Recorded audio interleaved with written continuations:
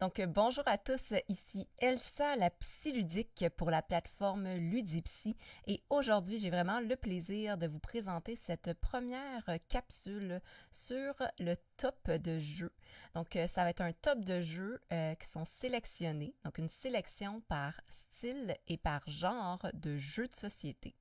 Donc, ce que ça va représenter, en fait, c'est que je vais vous présenter une sélection des top jeux coop, le top des jeux compétitifs, le top des jeux familiaux, des jeux en duo, des jeux digitales, parce que bien sûr, ces temps-ci, avec le confinement, on joue de plus en plus de manière digitale et en ligne. Et le spécial top de jeux québécois, donc fait par des créateurs de contenu québécois.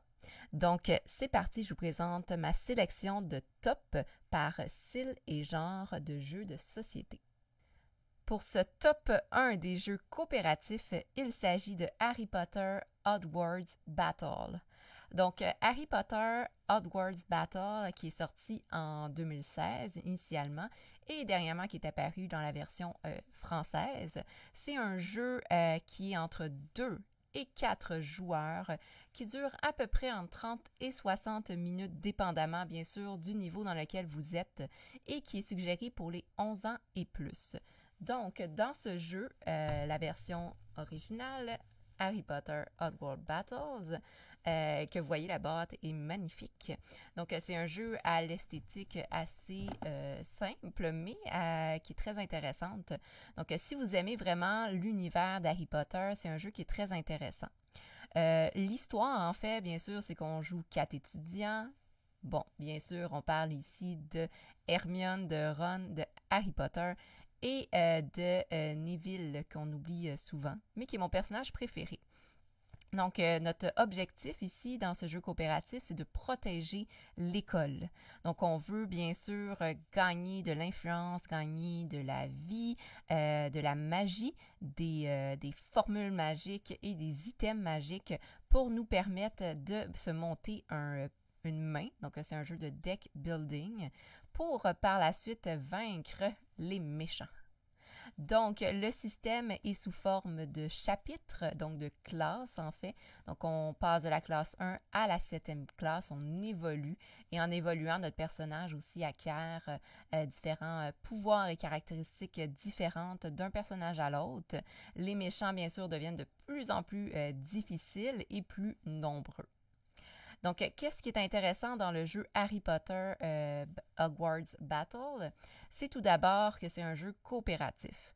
Donc, un jeu coopératif, qu'est-ce que ça veut dire? Ça veut dire entraide, ça veut dire collaboration, ça veut dire stratégie d'équipe, travail d'équipe, écoute de soi, écoute de l'autre. Donc, c'est très intéressant pour un jeu familial ou un jeu entre amis. Donc, on vient vraiment travailler collaborativement pour arriver à vaincre les vilains.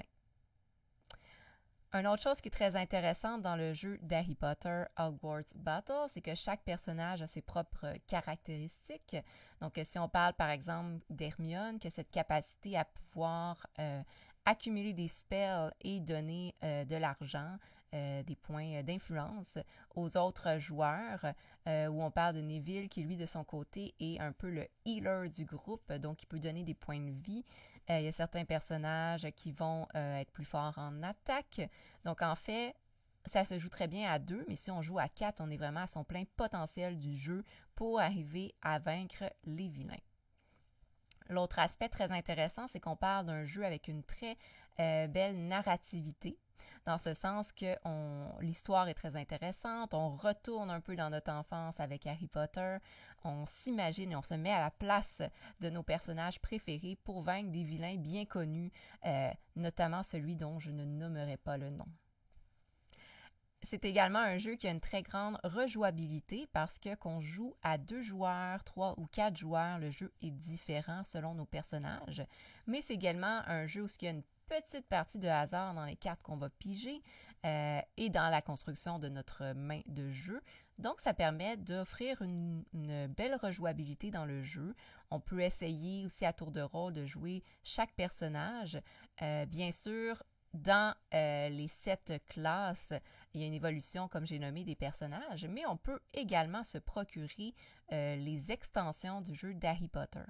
Dans les extensions, nous avons notamment la première extension qui est sortie, qui est la boîte des monstres, qui s'ajoute à la suite donc des 7 classes. Donc, lorsqu'on a terminé la boîte de base, on peut ajouter l'expansion ici qui va rajouter des personnages, mais également des vilains dans le jeu, ce qui rend ça un peu plus difficile, mais qui ajoute aussi des variantes différentes au jeu. Donc, lorsqu'on sent que on a assez rejoué, il n'y a plus de défis, ben on ajoute une extension et on peut continuer à avoir du plaisir. C'est un jeu dans mes coups de cœur que je continue d'avoir du plaisir, peu importe avec qui je joue et peu importe les niveaux dans lesquels je suis. C'est sûr que le niveau de difficulté, on parle d'un bel équilibre. Donc, c'est une belle courbe d'apprentissage. Jusqu'à la classe 3, c'est assez facile. Donc, on a vraiment un challenge lorsqu'on arrive à la classe 3, 4 et qu'on monte. Donc, c'est un jeu qui se joue très bien avec des nouveaux joueurs si on veut faire les classes 1, 2, 3. Et ça se joue bien aussi avec des habitués, des deck builders et des jeux coopératifs lorsqu'on monte dans les classes 4, 5, 6, 7 et qu'on ajoute les extensions au jeu. Donc, Harry Potter Hogwarts Battle, c'est mon coup de cœur coop. C'est un jeu pour tous, comme je nommais, autant pour les jeunes enfants. J'ai déjà joué avec des enfants qui avaient en bas de 11 ans et qui ont eu du plaisir, qui ont très bien compris les règles. C'est un jeu que c'est facile à expliquer, la mécanique est très simple, mais il y a quand même un bon niveau de défi lorsqu'on augmente dans les classes du jeu. Donc, c'est un jeu famille, enfant, couple même. J'ai joué à plusieurs reprises en duo, très agréable. Donc, c'est mon coup de cœur des jeux coop Harry Potter Hogwarts Battle. Dans la catégorie de jeux familiaux, je vois qu'il s'agit du jeu Mysterium. Mysterium, qui est un jeu sorti en 2015, en version anglaise en 2020, en version française, notamment la nouvelle version Mysterium Park. C'est un jeu entre 2 et 6 joueurs en 30 et 45 minutes et qui est pour les 10 ans et plus.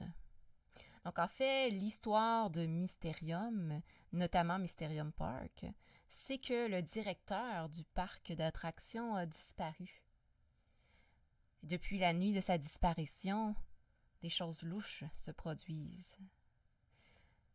Moi, en tant que voyante psychique, je décide d'investiguer sur ces différents fantômes et mystères qui se passent sur le site du carnaval.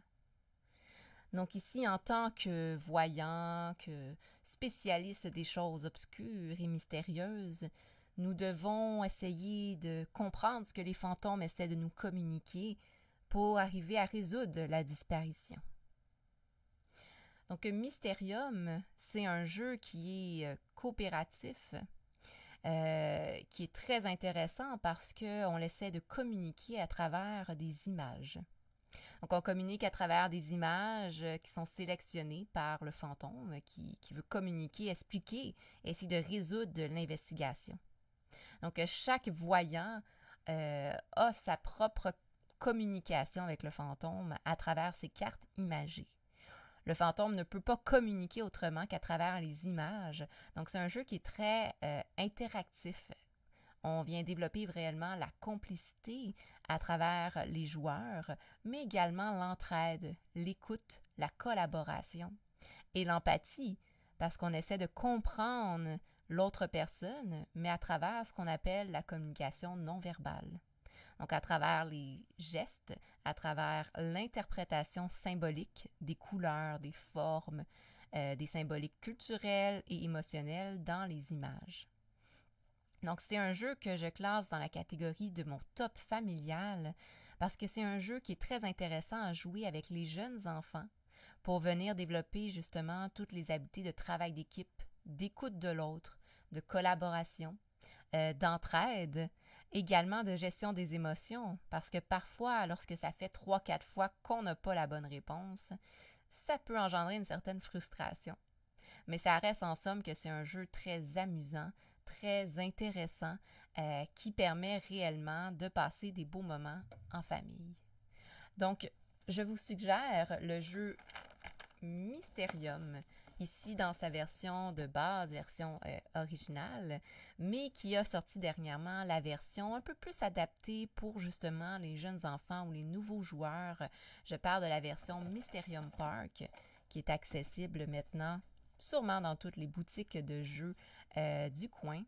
Donc, pour sa dynamique coopérative, pour son magnifique esthétique visuelle, pour un jeu de déduction, mais qui permet réellement de venir travailler la collaboration, le travail d'équipe, l'entraide. C'est mon top et mon coup de cœur des jeux familiaux, donc Mysterium et Mysterium Park. Donc je sens que nous allons bientôt nous revoir prochainement. Donc, dans mon top de sélection des jeux compétitifs, il s'agit du jeu L'Île des Chats. Donc, L'Île des Chats, qui est un jeu qui est sorti en 2019 dans la version anglaise et en 2020 dans la version française. Nous sommes chanceux. C'est un jeu qui a été designé par Frank West. Donc, c'est entre 1 et 4 joueurs. Donc, il y a le mode aussi solo et il y a le mode familial qui est un peu plus facile à adapter et on a le mode compétitif. Donc, c'est un jeu de 8 ans et plus qui dure à peu près 60 à 90 minutes. Donc, l'histoire, c'est qu'on est des citoyens d'un village et nous avons comme mission de sauver les chats, donc les différentes familles de chats sur l'île des chats. On doit les sauver le plus vite possible et sauver le plus de familles de chats possible avant que le méchant Lord Vesh arrive sur l'île. Donc, qu'est-ce qui est très intéressant avec le jeu L'Île des Chats, autre que sa thématique qui est très mignonne, c'est en fait que c'est un jeu qui mélange différents concepts et thématiques. Donc, tout d'abord, en début de jeu, on doit piger des cartes. Donc, on pige différentes cartes. Et par la suite, dans les cartes qu'on a pigées, on doit en sélectionner 2 qu'on va garder dans son jeu. Et on donne le reste de son paquet à notre adversaire. Notre ou nos adversaires. Ce qui fait en sorte qu'on doit développer dès le départ une certaine stratégie. Est-ce que je choisis volontairement des cartes que je ne veux pas que mon adversaire aille, mais qui, moi, sont pas tant intéressantes? Est-ce que je choisis les meilleures cartes et je laisse les moins bonnes? Est-ce que, quelle stratégie je veux développer? Est-ce que je veux plus de missions? Est-ce que je veux plus de trésors? Etc. Donc, dès le départ, dans le jeu, dans la sélection des cartes, il y a une stratégie qui se met en place. Bien sûr, c'est la même chose de côté de notre adversaire. Donc, en échangeant les cartes, la stratégie d'action est mise en place. Et à la fin, bien, on doit décider est-ce que j'achète ou non les cartes. Donc, dans ma main, je peux décider d'acheter aucune carte ou de tout acheter ces cartes-là. Donc, il y a une belle stratégie dès le départ qui demande une mise en place d'une stratégie à court, moyen et long terme. Par la suite, qu'est-ce qui est intéressant également, c'est qu'il y a une bonne gestion des différentes ressources dans le jeu.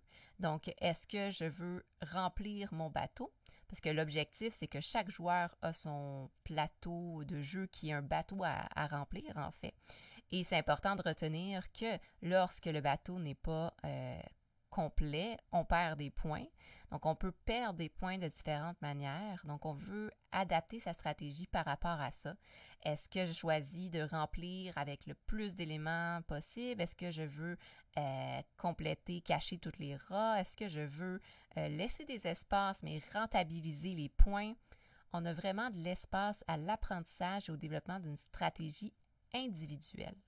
Donc, c'est un jeu compétitif, mais pas une compétition agressive où on veut attaquer et détruire l'autre, mais vraiment où est-ce qu'on se concentre sur rentabiliser le plus possible notre bateau.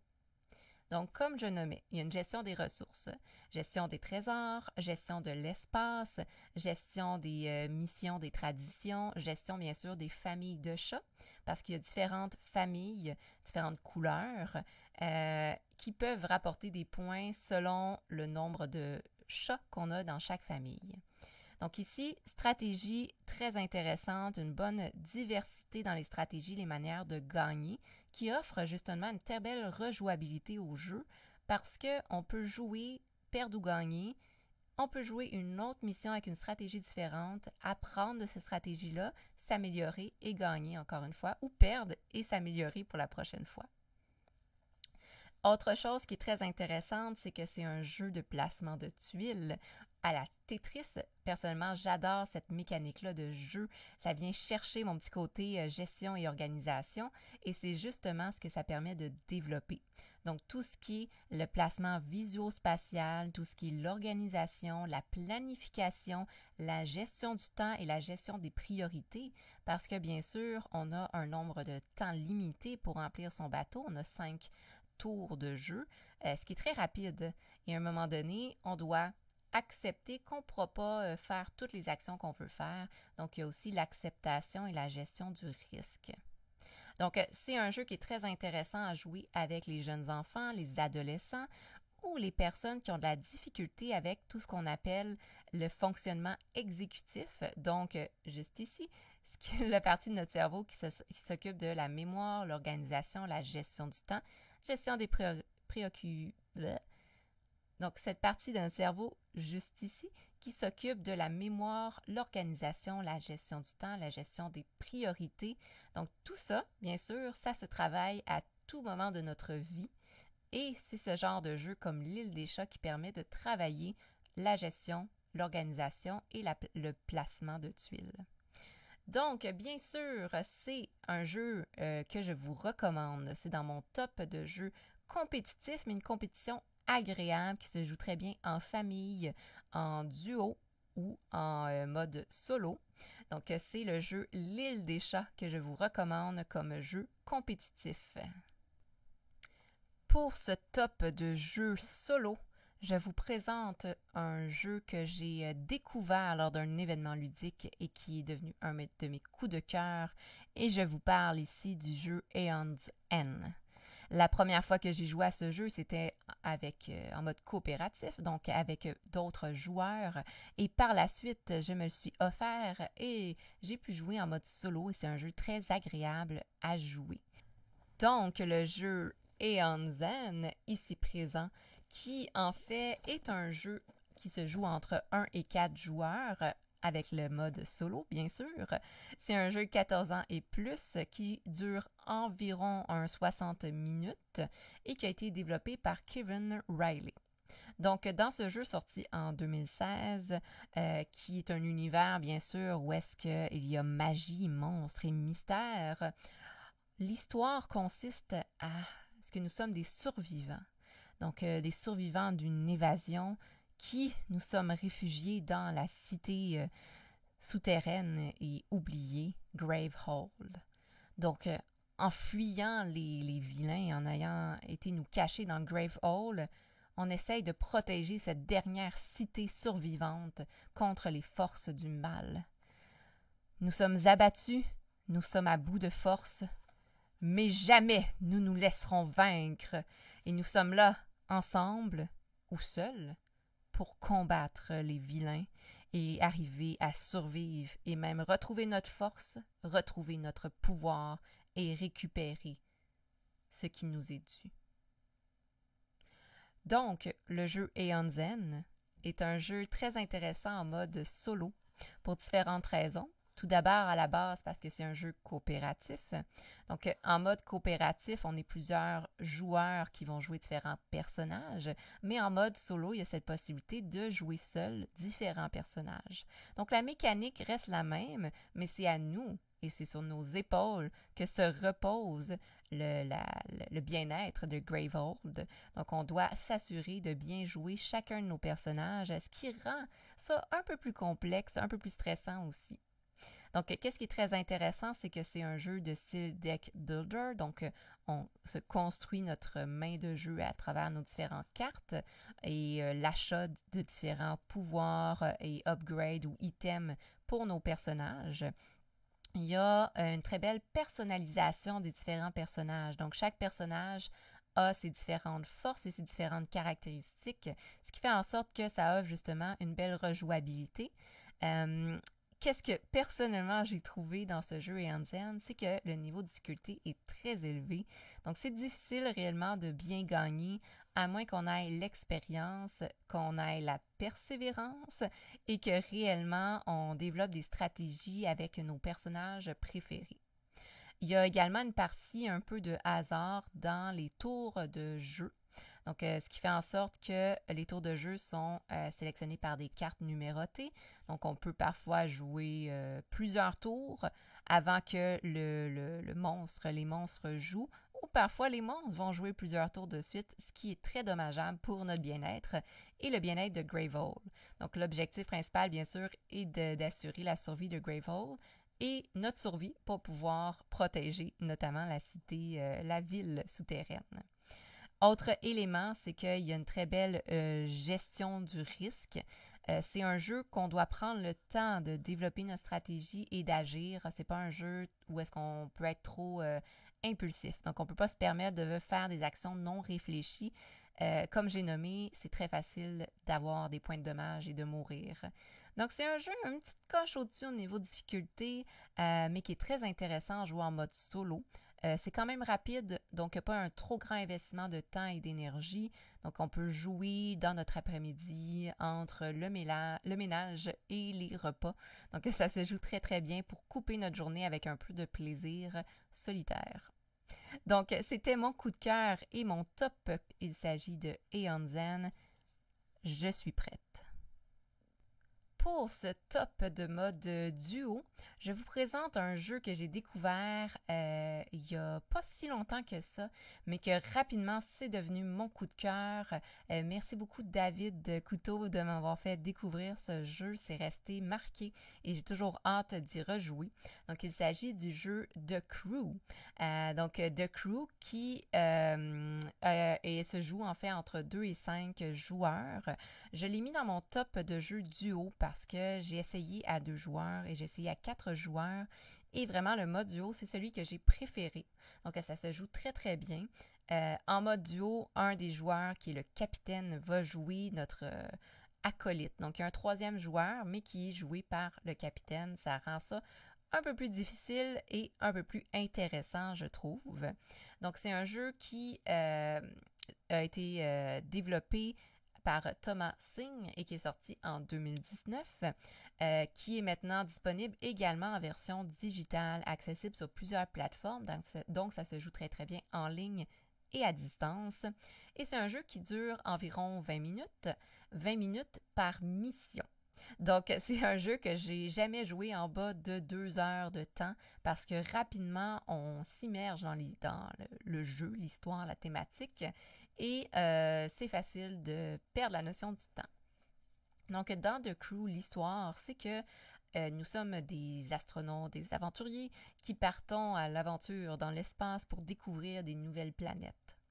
Donc, la narrativité est très, très simple. Il n'y a pas de belle grande histoire, mais ça reste que la mécanique de jeu à elle seule en vaut la peine. Donc, il y a 50 missions à faire, plus des extensions qui ont été disponibles en print and play. Donc, ici, qu'est-ce qui fait en sorte que The Crew est mon top de jeu duo? C'est que le jeu offre une très belle courbe d'apprentissage. Donc, c'est un jeu dans lequel, c'est un jeu de cartes et de plis, dans lequel chaque joueur essaie de manière coopérative de compléter les missions. Les missions sont, par exemple, de jouer, qu'un des joueurs obtienne telle carte, le 4 bleu, par exemple, ou que les cartes soient jouées dans un certain ordre.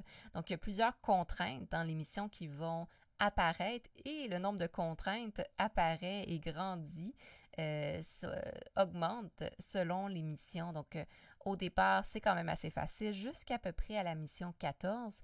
Et après ça, le niveau de difficulté augmente bien. On voit la belle courbe d'apprentissage où on atteint un niveau très difficile par la suite.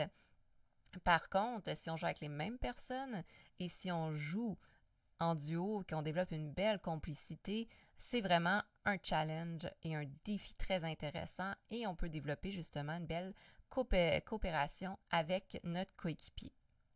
Donc, dans le jeu The Crew, comme je nommais, à la base, il y a un capitaine. Le capitaine, c'est lui qui va déterminer quels objectifs va à quelle personne, ce qui parfois peut aider, parfois peut être difficile.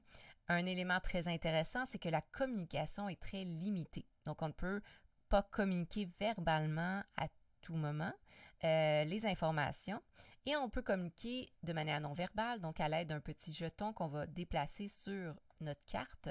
On peut indiquer si notre carte est la plus haute de notre jeu, la plus basse ou est notre seule carte. C'est les seules informations qu'on peut communiquer, ce qui fait en sorte qu'à un moment donné, c'est difficile dans le jeu.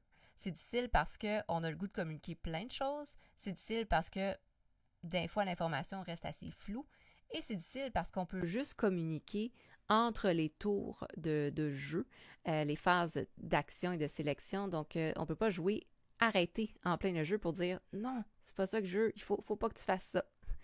Donc, souvent, c'est un jeu qui peut engendrer une certaine intensité émotionnelle, que ce soit de la frustration, que ce soit du désespoir, mais c'est vraiment dans le plaisir. Autre chose qui est très intéressante dans le jeu The Crew, comme je nommais, c'est un jeu coopératif, donc il y a réellement une complicité qui se développe. Même si on ne peut pas communiquer clairement, la complicité se développe à travers le développement d'une stratégie d'action. Donc, plus qu'on joue, plus qu'on comprend la mécanique du jeu et plus qu'on peut mettre en place une stratégie d'équipe qui fait vraiment développer l'observation de l'autre, la communication non verbale, l'empathie. On développe aussi ensemble une manière de communiquer, mais de gérer les problèmes qui est très intéressante. Donc, les personnes avec qui l'on joue, surtout en mode duo, on va développer une belle complicité, ça peut être très intéressant. Donc, The Crew est mon jeu, mon top et mon coup de cœur des jeux en mode duo. Je vous le recommande. Essayez-le à 2, essayez-le à plus si vous souhaitez, mais à 2, c'est très intéressant. Donc, c'est un très bon jeu qui se joue avec ses amis ou dans la situation actuelle qui se joue en relation de couple ou avec un de ses enfants, si on prend en considération que le niveau est quand même assez difficile lorsqu'on est rendu dans les niveaux 30 et plus. Mais vu que ça dure 20 minutes, que ça fonctionne sous forme de mission, on peut faire 2-3 missions, décider d'arrêter, comme on peut décider de passer une journée entière puis d'essayer de faire le plus de missions possible. C'est un jeu qui a vraiment une belle rejouabilité et qui s'intègre très très bien dans notre quotidien. Donc c'est mon top de jeux duo, il s'agit de Crew, je vous invite à l'essayer. Bonjour à tous et je vous présente maintenant mon top de mode digital. Donc il s'agit du jeu Similo qui est sorti en 2019. Donc Similo qui est un jeu entre 2 et 8 joueurs, donc un jeu de style party game qui se joue en grand groupe. C'est un jeu qui dure entre 10 et 15 minutes, donc assez rapide, et qui est 7 ans et plus, donc qui se joue aussi avec les enfants. Donc dans Similo, on essaie de faire deviner aux autres joueurs, donc la personne ou le personnage secret sélectionné avec différentes thématiques communes. Donc, le joueur principal, donc disons le joueur qui essaie de faire deviner, va sélectionner différentes caractéristiques chez un personnage. Et les autres joueurs vont essayer de deviner à travers des indices quels sont les personnages à éliminer et quel est le personnage sélectionné par le joueur. Donc, qu'est-ce qui est très intéressant, c'est que souvent, il y a des similarités avec les autres personnages, donc entre les différents personnages qu'on voit, et c'est facile de se tromper. Donc, on doit vraiment y aller par déduction, par observation. Il y a un très beau travail d'équipe qui se fait entre les joueurs. C'est autant difficile pour les joueurs que pour la personne qui sélectionne le personnage secret. Donc ici, on parle d'un jeu bien sûr coopératif qui se joue aussi bien en petits groupes qu'en grands groupes. En grand groupe, souvent, ça engendre un peu plus de difficultés parce que les gens vont se contredire et il y a un peu plus d'opinions mis en place. C'est un jeu de style déduction, donc on doit essayer de comprendre qu'est-ce que le premier joueur essaie de nous faire comprendre ou communiquer à travers ces indices. Également, comme je nommais, c'est facile de se tromper. Donc, il y a une bonne capacité de surmonter les échecs à travers le jeu, mais ça reste que l'élément central est vraiment le plaisir. C'est un jeu avec un très beau esthétisme visuel. Bien sûr, c'est l'élément central du jeu. Donc, le jeu, je l'ai nommé dans le mode digital parce que j'ai joué en ligne, à distance, et ça se joue très, très bien à distance. Le joueur qui sélectionne les personnages peut le faire sur son ordinateur de son côté et à travers l'application du jeu, on a juste à regarder les différentes images digitales et à sélectionner celui qu'on veut éliminer parmi les différents personnages. Il y a différents modes et thématiques qui sont sortis. Donc, il y a des thématiques avec les animaux, il y a des thématiques avec les monstres, ce qui fait en sorte que c'est vraiment accessible pour tous et qu'il peut y avoir une belle rejouabilité dans le jeu lorsqu'on change de thématique. Donc, si on est tanné de jouer avec des animaux, bon, on va y aller avec des monstres, puis ça rend ça plus intéressant. Parce qu'il y a beaucoup de similarités entre, par exemple, Frankenstein, un alien et le monstre du Loch Ness. Donc, on voit ici différentes ressemblances qui rendent ça difficile. Et c'est la même chose, on peut facilement trouver des ressemblances entre, par exemple, un chat, un écureuil et un raton laveur. Ça devient difficile de les différencier à travers des indices plutôt limités. Donc, c'est un jeu qui se joue très, très bien en ligne, qui se joue en grand groupe. Et pour ceux qui sont dans le domaine de l'intervention, c'est un jeu qui se joue très bien aussi dans l'intervention de groupe. Donc, on peut jouer avec plusieurs personnes, ce qui fait en sorte que ça crée une belle communauté de joueurs. C'est un jeu rapide, c'est un jeu amusant. On peut y rejouer 3-4 fois dans la même soirée de suite, ou ça fait un beau jeu aussi de filler pour combler un peu le temps entre des gros jeux quand on commence à être tanné de se casser la tête. Donc, je vous suggère Similo, qui est mon top de jeu digital en ce moment, surtout et avec le temps des fêtes qui approche. C'est un super bon jeu à jouer en distance et en ligne avec les différents membres de sa famille. Donc, c'est Similo dans le jeu digital que je vous invite à regarder en ligne sur l'application Similo.